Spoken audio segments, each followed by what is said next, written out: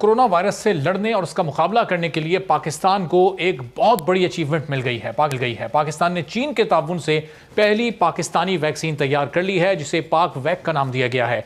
कैंसाइनो vaccine की formulation और pack की गई वैक्सीन ने सख्त तरीन क्वालिटी टेस्ट पास कर लिए हैं। और वजीर आजम के मुआविन खुसूसी बराए सेहत डॉक्टर फैसल सुल्तान ने यह बताया है कि वैक्सीन की तैयारी में चीन की कंपनी कैंसाइनो बायो ने ताउन किया है, लेकिन इसकी तैयारी और पैकिंग कौमी इदारा सेहत की टीम ने की है। वैक्सीन के ट्रायल्स कामयाबी से मुकम्मल किए जा चुके हैं और जिनके इब्तिदाई नताइज में कोरोना वैक्सीन महफूज और मौसर पाई गई है। और पहले फेज में पाक वैक की 1 लाख डोज भी तैयार कर ली गई हैं, जबकि NIH की कोरोना वैक्सीन की माहाना पैदावारी सलाहियत 3 मिलियन डोज है। जबकि यूनिवर्सिटी ऑफ हेल्थ साइंसेज ने नाक के जरिए दी जाने वाली कोविड-19 वैक्सीन के ट्रायल के लिए प्रोटोकॉल्स पर भी काम शुरू कर दिया है, और जिसका क्लिनिकल ट्रायल 6 से 8 हफ्तों में शुरू होगा। और सिंगल डोज पर मुश्तमिल इस वैक्सीन को लगाने के लिए सिरिंज की जरूरत भी नहीं होगी। अब ये पाकिस्तान की कामयाबी है, और अब कितना अर्सा लगेगा पाकिस्तान की पूरी आबादी को वैक्सीनेट करने के लिए, इसी पर गुफ्तगू करते हैं। वफाकी सेक्रेटरी बराए हेल्थ डॉक्टर नौशीन हामिद साहिबा हमारे साथ मौजूद हैं। डॉक्टर साहब, बहुत शुक्रिया प्रोग्राम के लिए, आपने वक्त निकाला। अब ये जो पाक वैक की तैयार कर ली गई है, ये कब तक मार्केट में आ जाएगी, लोगों के लिए कब तक दस्तयाब होगी, और कितनी बड़ी तादाद में ये अभी इसके इब्तिदाई डोजेस तैयार होंगे, और कब से इसका आगाज़ होगा बाकायदा?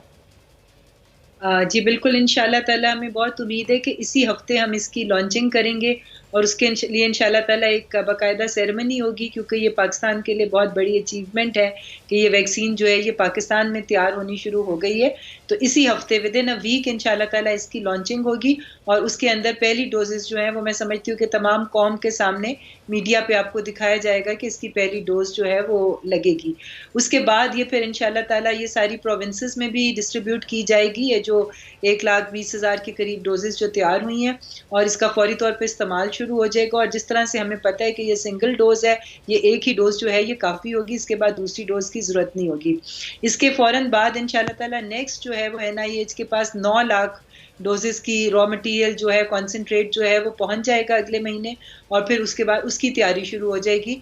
मगर टोटल जो हमारा है वो, जैसे अभी आपने भी जिक्र किया कि 3 मिलियन यानी 30 लाख डोजेस का मायदा हमारे साथ उनके साथ हुआ है, जो कि इंशाल्लाह ताला हमें मिलेगा, और उसकी पाकिस्तान में तैयार होकर और इस्तेमाल होगी इंशाल्लाह। अच्छा, तो डॉक्टर साहब, अब ये साइनोफार्म और एस्ट्राजेनेका से ये क्या किसी हद तक मुख्तलिफ होगी? चूँकि एस्ट्राजेनेका के हवाले से कुछ मुल्कों से खबरें आई कि वो वहाँ पर पाबंदी है, पाकिस्तान में भी लोग बहुत घबरा रहे थे उसको लगाते हुए। तो ये पाक वैक जो होगी ये उससे डिफरेंट होगी, क्योंकि ये सिंगल डोज वैक्सीन है और इससे पहले डबल डोज वैक्सीन चल रही थी। तो ये किस तरह से मुख्तलिफ होगी दीगर वैक्सीन से? देखिए, इस वक्त दुनिया में जितनी भी वैक्सीन्स बन रही हैं, कोई 12-13 के करीब वैक्सीन्स हैं जो कि अप्रूव हुई हैं और मुख्तलिफ जगहों पे वो इस्तेमाल हो रही हैं। 3 किस्म की टेक्नोलॉजीज़ इस्तेमाल की गई है वैक्सीन बनाने में। कुछ में इनएक्टिवेटेड वायरस होता है, कुछ में किल्ड वायरस होता है, और एक तीसरी टाइप की है जो कि mRNA, जो उनका जो एक ख़ास हिस्सा होता है वायरस का, वो इस्तेमाल किया जाता है। तो जो फाइज़र की और जो मॉडर्ना वगैरह है वो mRNA के ऊपर है, और बाकी जो वैक्सीन्स हैं ये दूसरी टेक्नोलॉजी से बनाई गई हैं। मगर हर टेक्नोलॉजी जो है वो सेफ़ है, इफ़ेक्टिव है, और पाकिस्तान ने इस चीज़ के ऊपर बिल्कुल कॉम्प्रोमाइज़ नहीं किया था कि हम अपनी क्वालिटी या एफिकेसी ऑफ वैक्सीन के ऊपर किसी किस्म का भी हम कॉम्प्रोमाइज़ करें।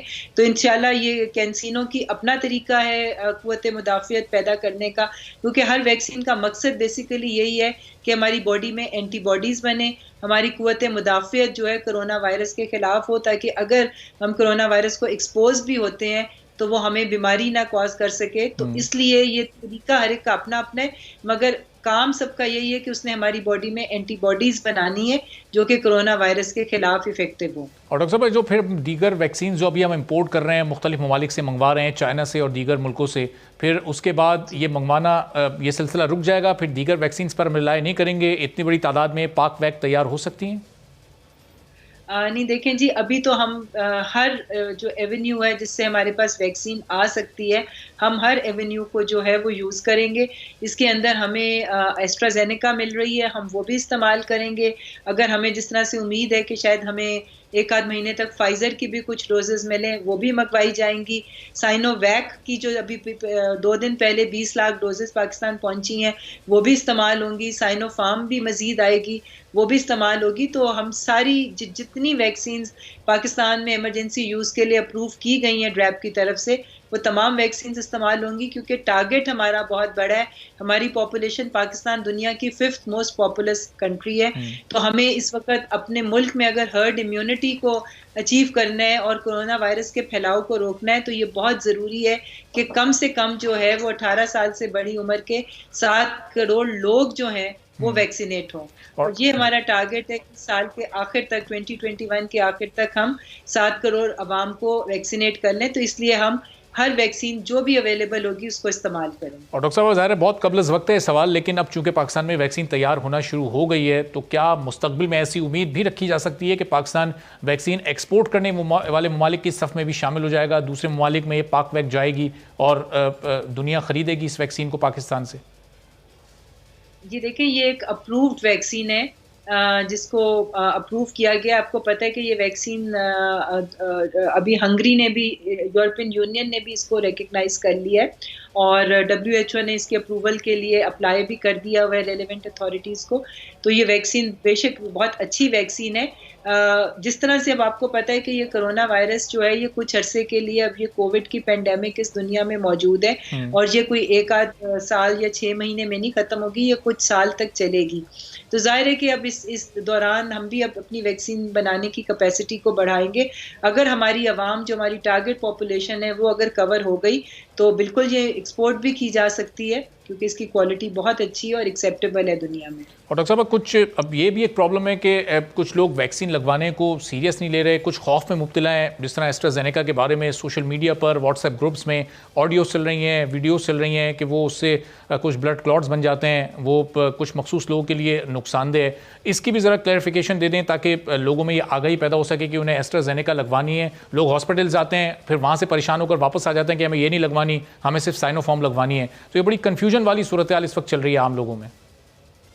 जी देखिए, दुनिया में कुछ ममालिक में बहुत मिलियंस में से कोई एक आध वाकया इस तरह ब्लड क्लॉटिंग का जो था वो रिपोर्ट हुआ था, मगर ये मिलियंस में कोई एक आध वाकया था और उसका भी हर बंदे की अपनी एक वो होती है और रिएक्शन तो आपको सिंपल पैनाडोल की गोली या एंटीबायोटिक की गोली से भी हो सकता है। तो ये रिस्क तो मेडिकेशन में रहता है, मगर एस्ट्राजेनेका का रिस्क बहुत छोटा था। और इस वक्त जो एक्सपर्ट्स हैं वो बताते हैं कि एस्ट्राजेनेका एक बहुत इफेक्टिव वैक्सीन है और इसकी पहली डोज के बाद ही 60 to 65% जो है वो आप महफूज हो जाते हैं, जो कि बाकी डोजेस में आपको 2 डोजेस के बाद जो रिजल्ट मिलते हैं वो आपको एस्ट्राजेनेका की पहली डोज के बाद मिल जाते हैं। तो ये बहुत अच्छी वैक्सीन है, बहुत अच्छी टेक्नोलॉजी यूज़ की गई है इसको बनाने में। और मेरी खुद अमेरिका में कुछ एक्सपर्ट डॉक्टर्स से बात हुई है, वो कह रहे थे कि अगर हम पाकिस्तान में मौजूद होते तो हम अपने आप के लिए ये वाली वैक्सीन प्रेफर करते। अच्छा। और ये एक्सपर्ट्स की ओपिनियन थी। तो मैं समझती हूँ कि एस्ट्राजेनेका एक अच्छी और सेफ वैक्सीन है और बहुत मिलियंस में कोई एक आध एडवर्स इफेक्ट रिपोर्ट हुआ था और पाकिस्तान में अभी ये काफ़ी लग चुकी है, काफ़ी बड़े नंबर्स में ये यूज़ हो चुकी है और अभी तक एक भी इसका एडवर्स इफेक्ट क्लॉटिंग के सिलसिले में हमारे पास रिपोर्ट नहीं हुआ। टेम्परेचर ज़रूर होता है 1 या 2 दिन, मगर वो ये इंडिकेट करता है कि ये वैक्सीन इफेक्टिव है। ठीक है। अब डॉक्टर साहब, 12-13 के करीब वैक्सीन बन गई जब से कोविड आया, इस चेन को तोड़ने में एक करामत साबित हो रही हैं, लेकिन कोई मेडिसिन, कोई ऐसी ड्रग जो इस बीमारी का इलाज साबित हो सके, उसमें दुनिया में कहाँ किन किन ममालिक में भी रिसर्चेस कहाँ तक पहुँची हैं? अगर आपके इल्म में कुछ हो तो शेयर कीजिएगा। और पाकिस्तान में खासतौर पर इस सिलसिले में क्या हो रहा है? जब पाकिस्तान ने वैक्सीन बना ली तो ज़ाहिर हमें उम्मीद रखनी चाहिए कि पाकिस्तान इसकी कोई मेडिसिन भी बना सकता है। देखिए जी, ये भी एक वायरस ही है। आपको पता है जिस तरह से बाकी इन्फ्लुएंजा के वायरसेस हैं और ये उसी की फैमिली का एक वायरस है। और एंटीवायरल ड्रग्स जो हैं इसकी ट्रीटमेंट में इस्तेमाल भी होते हैं। रेमडेसिविर सबको पता है, एक इंजेक्शन है जो कि कोविड के पेशेंट्स को लगता है, वो एंटीवायरल। तो इसका इलाज भी एंटीवायरल मेडिसिन में ही है और इसके लिए बिल्कुल इस वक्त रिसर्चेज हो रही हैं। जिस तरह से अभी आपने जिक्र भी किया था कि नेज़ल वो भी आ गए हैं स्प्रेज जो कि इसके लिए इफेक्टिव हो सकते हैं।